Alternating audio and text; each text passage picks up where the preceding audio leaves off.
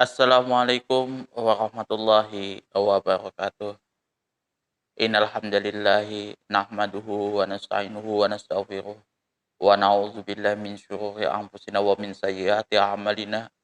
May yahdihillahu fala mudilla lahu wa may yudlil fala hadiyalah. Asyhadu an la ilaha illallah wahdahu la syarika lah wa asyhadu anna Muhammadan abduhu wa rasuluh. Allahumma shalli ala sayyidina Muhammad wa ala ali sayyidina Muhammad. Kama shallaita ala sayyidina Ibrahim wa ala ali sayyidina Ibrahim.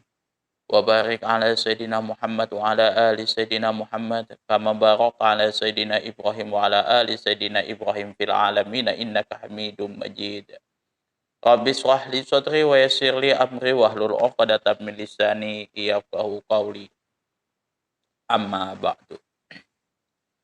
Hadirin hadirat jamaah kaum muslimin wal muslimat yang dirahmati oleh Allah Subhanahu wa taala. Kali ini kita akan membahas tentang hadis nomor 88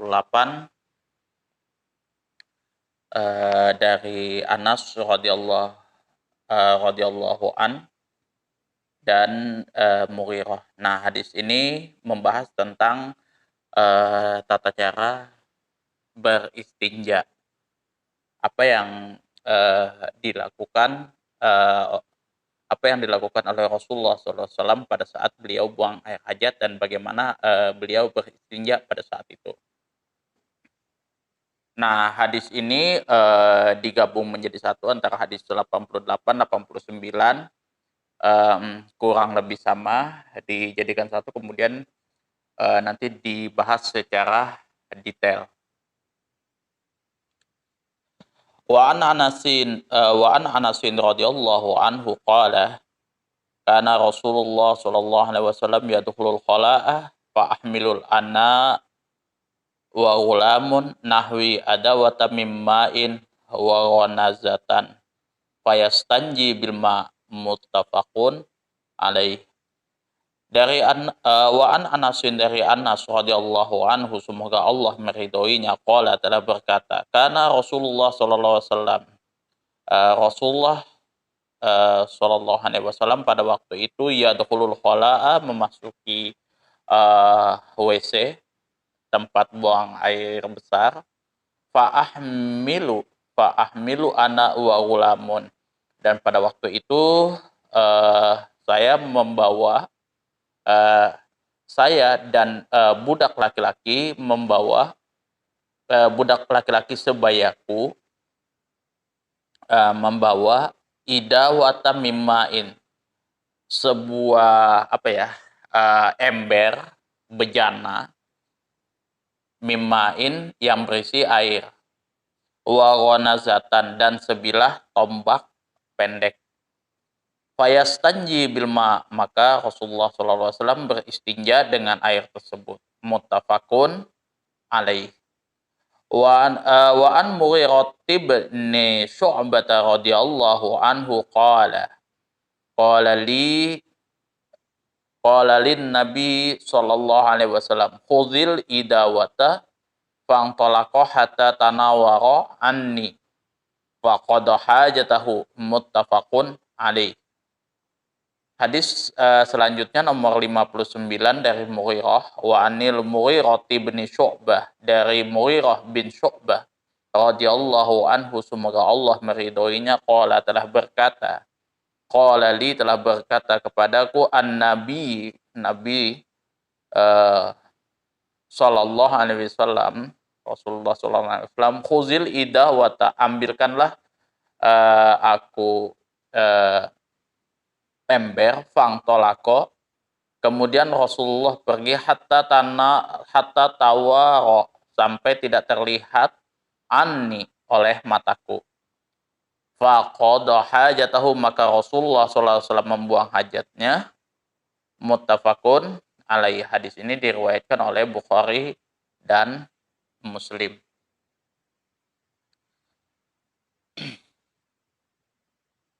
Nah, kedua hadis ini, yang pertama itu Rasulullah menggunakan air, ya, seember air kayak gitu untuk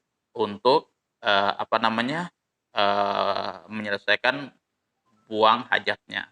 Jadi kalau kita buang hajat itu gunakan air semaksimal mungkin dalam ember kayak gitu. Nah, misalkan kita membasuh dengan itu sudah cukup.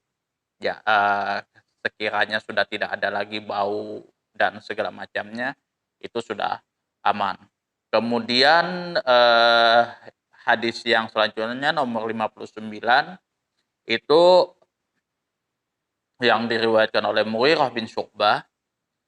Rasulullah memanggil seorang sahabat yaitu Mughirah bin Syu'bah untuk mengambilkan sebuah bejana ember kayak gitu yang berisi air. Kemudian Rasulullah membawa ember tersebut, beliau pergi menyendiri sampai nggak terlihat lagi oleh mataku gitu. Jadi jauh Rasulullah itu pergi untuk buang air besar, buang hajatnya. Kemudian eh, sudah nggak terlihat, maka Rasulullah menunaikan buang hajatnya. Nah, seperti itu. Itu yang digambarkan oleh sahabat Mughirah ibni Syu'bah.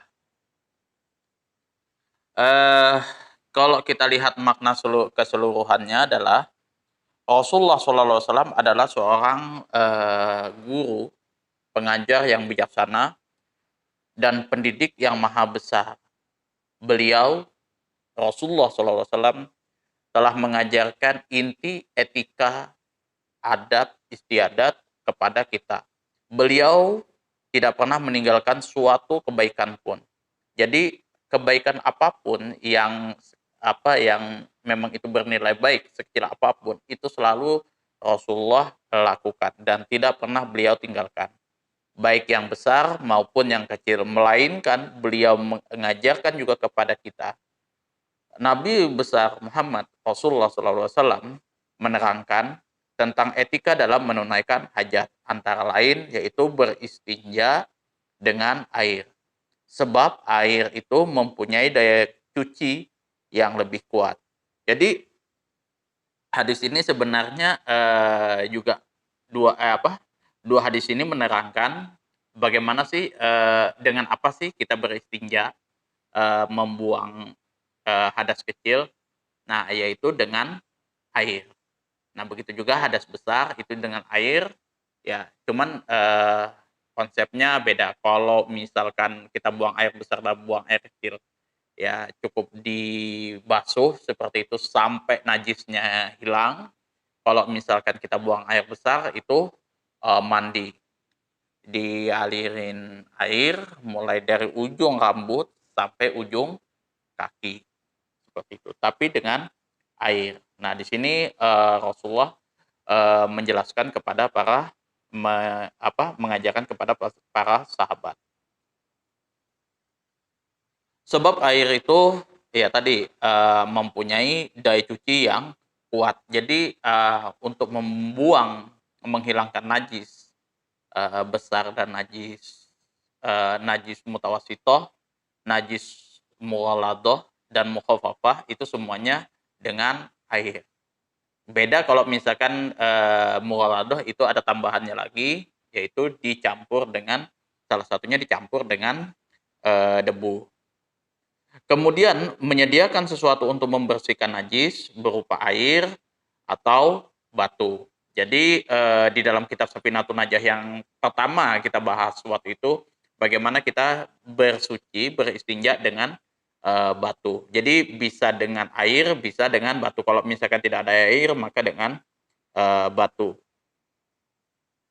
Etika lainnya dalam hal ini ialah diperbolehkan menyuruh anak kecil untuk mendatangkan barang-barang tersebut dan dianjurkan menjauh dari keramaian dikala membuang hajat dengan memakai penutup agar tidak kelihatan.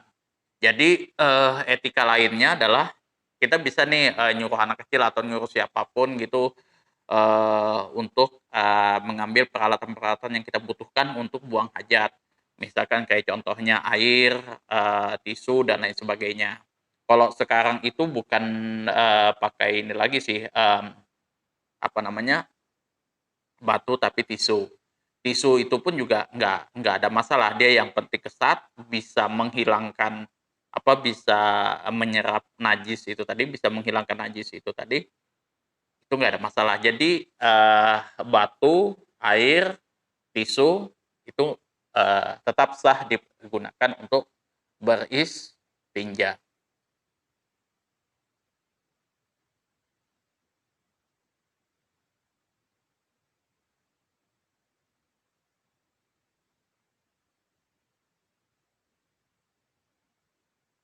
Nah, kemudian juga kalau kita beristinja itu seyogyanya, semaksimal mungkin kita harus menjauhi dari keramaian. Jangan sampai kita buang air besar, di samping kita ada teman kita yang tidur. Amsyong itu sudah, amsyong.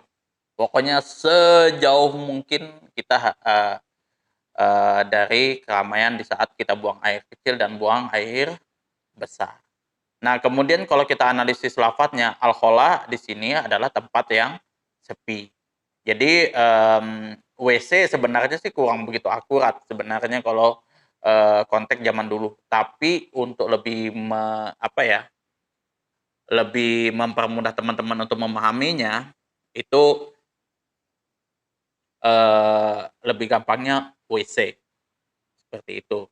Kalau zaman dulu itu bukan nggak ada WC, tapi tempat yang memang benar-benar sepi. Kemudian mereka menuju ke tempat tersebut untuk menunaikan hajatnya, yaitu eee, buang air kecil dan buang air besar. Ulamun di sini adalah anak yang seusia, yang usianya sekitar 7 tahun. Nahwi, yang dimaksud nahwi di sini adalah sebaya denganku. Suatu pendapat mengatakan bahwa dia adalah Jabir radhiyallahu an. Tetapi menurut pendapat yang lain adalah Abu Hurairah. Seperti itu. Jadi ada yang berpendapat itu adalah Jabir radhiyallahu an, kemudian ada yang berpendapat juga Abu Hurairah. Jadi boleh menyuruh anak kecil untuk mengambilkan alat-alat dan lain sebagainya untuk kebutuhan kita buang air kecil dan besar. Idawah di sini wadah yang tidak begitu besar, terbuat dari kulit yang digunakan untuk membawa air. Nah, kalau idawah di sini, kalau di Indonesia umumnya yang ditemukan itu adalah ember. Bisa juga sih pakai galon kayak gitu kan, ada galon yang kayak gini yang jingkingan kayak gitu, itu bisa. Tapi umumnya kalau di Indonesia kalau galon itu dipergunakan untuk air minum. Anazah di sini yang dimaksud anazah adalah tombak pendek. Jadi ini kan apa namanya ember ya kan. Nah kemudian ditaruh begini karena nggak kuat kan, jadi ditenteng berdua kayak gitu dengan tombak yang pendek. Alat ini sering dipakai oleh Rasulullah Shallallahu Alaihi Wasallam sebagai pembatas ketika sholat dan sebagai penutup tempat buang air. Jadi bisa sebagai pembatas. Jadi kalau kita sholat itu tombak pendek itu kita jadikan pembatas. Di mana tempat kita sujud kayak gitu kan. Kalau kita sujud, nah kita kasih tombak pendek kayak gitu. Supaya apa? Orang yang melewati kita nggak nggak sampai masuk kepada tempat kita sujud. Al-istinja di sini membersihkan kotoran yang keluar dari dua jalan, yaitu kubul dan dubur. Jadi kita bersihkan kotoran kita tersebut. Tawaro di sini adalah bersembunyi atau tidak kelihatan. Jadi tawaro di sini maknanya menjauh sejauh-jauhnya. Jadi kalau kita teman-teman ada yang pendaki gunung dan lain sebagainya, buang air besar, usahakan sejauh mungkin, jangan sampai kedengaran orang, kelihatan orang dan lain sebagainya. Itu. Faqada hajatuhu. selesai buang airnya. Selesai dari buang airnya. Kalau di Indonesia sih nggak begitu apa ya, nggak begitu susah ya untuk menjauh dari keramaian kayak gitu. Kalau misalkan di hutan-hutan kan sudah semak-semak belukar, otomatis sudah sulit untuk dilihat orang. Nah, berbeda kalau misalkan di Timur Tengah itu kan padang pasir. Ya, sejauh mata memandang pun semuanya ya itu padang pasir. Jadi kalau misalkan nggak jauh-jauh banget kayak gitu ya tetap ya kelihatan di situ orangnya. Makanya ada penutupnya lagi seperti itu. Kalau di Indonesia sih eh rata-rata kan hutan tropis. Nah, banyak rumput-rumput apa segala macam. Jika sedikit saja jauh dari ini sudah em, terhalang oleh rumput, pohon dan lain sebagainya. Fikih hadisnya adalah yang pertama, keutamaan berkhidmat kepada orang-orang yang besar. Yang tadi yang disebutkan adalah ana wa ghulamun nahwi. Yang mana di sini di sini Anas radhiyallahu an dan seorang laki-laki yang sebaya denganku. Yang mana Anas bin Malik ini adalah sahabat Rasulullah yang apa ya, melayani Rasulullah. Yang kedua, dianjurkan menjauh dari keramaian ketika menunaikan hajat. Jadi kalau kita buang air besar, buang air kecil itu jangan sampai kelihatan orang kayak gitu. Apalagi kalau ada teman-teman itu yang misalkan ada cewek langsung main dipamer-pamer kan, nggak boleh, itu etikanya nggak ada itu. Jadi semaksimal mungkin kalau kita buang air kecil dan buang air besar, kita juga ada etikanya yang diperhatikan. Kemudian yang ketiga, seorang yang utama boleh menyuruh salah seorang dari sahabatnya untuk keperluannya. Jadi misalkan kayak saya punya teman kayak gitu kan, kayak gitu, tolong ambilkan aku air di situ, nanti taruh di sini. Nah, nanti kalau misalkan temanku juga buang besar, nanti aku bisa ambilkan air, kemudian taruhkan, ku siapkan untuk teman. Itu nggak ada masalah. Itu diperbolehkan. Kemudian diperbolehkan menggunakan wadah untuk wudhu dan mempersiapkan sesuatu berupa batu dan air untuk membersihkan najis sebelum menunaikan hajat buang air kecil atau besar. Jadi diperbolehkan menggunakan wadah ini ya ember atau apa gitu untuk wudhu, wadah yang dipergunakan untuk wudhu, dan juga mempersiapkan batu dan air untuk membersihkan najis. Jadi bejana, ember dan lain sebagainya yang biasa kita untuk pakai wudhu itu juga bisa digunakan untuk beristinja. Itu nggak ada masalah selama wadah tersebut tetap terjaga kesuciannya. Jangan sampai kotoran kita itu terpercik ke mana-mana. Itu di apa, di dalam kitab Safinatun Najah yang kemarin, itu nanti teman-teman cek di kitab Safinatun Najah yang bab toharoh, itu dibahas di situ tentang adab-adab istinja. Jangan sampai kotoran-kotoran yang berupa najis tersebut sampai kepecik kemana-mana. Yang kelima, disyariatkan beristinja menggunakan air. Air itu lebih kokoh daripada mengandalkan batu. Atau kalau sekarang itu ini tisu ya kan. Batu dan tisu itu ya hanya sebagai alternatif pengganti saja kayak gitu. Tapi yang paling utamanya, yang paling kokohnya itu adalah air.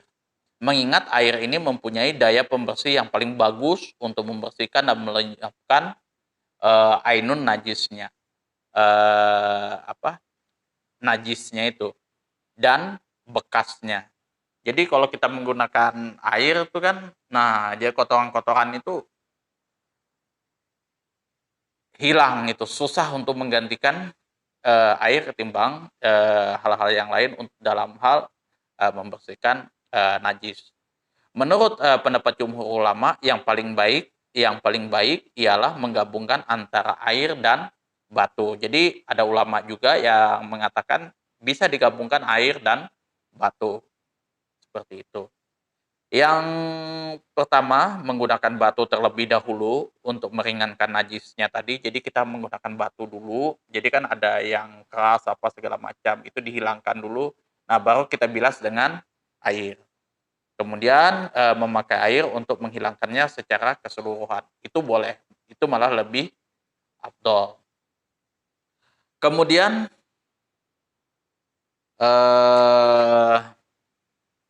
ya, itu tadi ininya ya. Jadi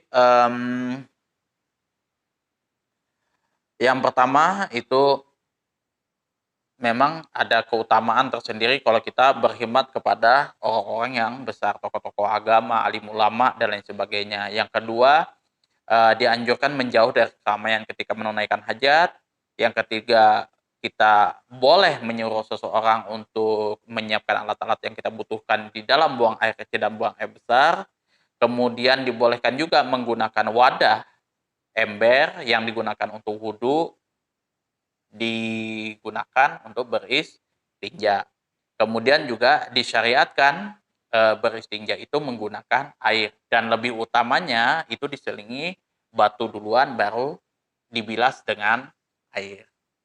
Nah, itu saja bab nawaqidul wudu. Bab adab tentang menunaikan hajat, etika kita di dalam buang air kecil dan buang air besar. Dan di sini menjelaskan tentang tata cara kita beristinja. Mungkin itu saja yang dapat saya sampaikan, kurang dan lebihnya saya mohon maaf yang sebesar-besarnya. Apabila ada kesalahan dan kehilafan, itu datangnya dari saya pribadi, dan saya mohon maaf yang sebesar-besarnya. Kalau misalkan ada yang bagus dan bermanfaat, ya mudah-mudahan itu bisa menjadikan pelajaran buat teman-teman, bisa diambil manfaatnya oleh teman-teman semuanya. Akhirul kalam, assalamualaikum warahmatullahi wabarakatuh.